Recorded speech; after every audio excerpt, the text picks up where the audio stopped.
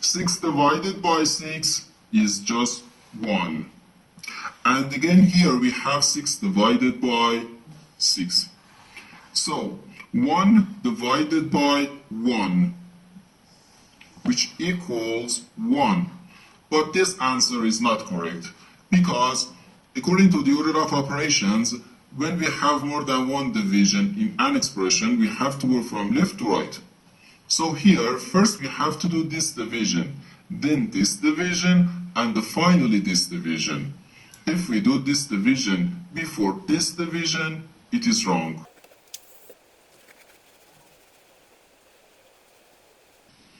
So first we have to do this division. 6 divided by 6 is just 1. So 1 divided by 6 and again divided by 6. Now we have to do this division. 1 divided by 6 can be written as 1 over 6. So 1 over 6 divided by 6. Now, according to the KCF rule, K stands for keep, C stands for change, and F stands for flip. We can write keep the first fraction,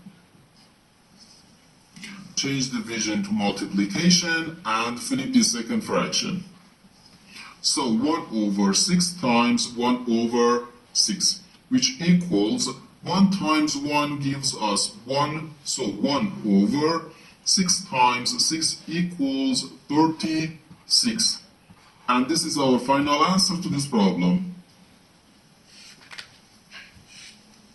The correct answer is 1 over 36.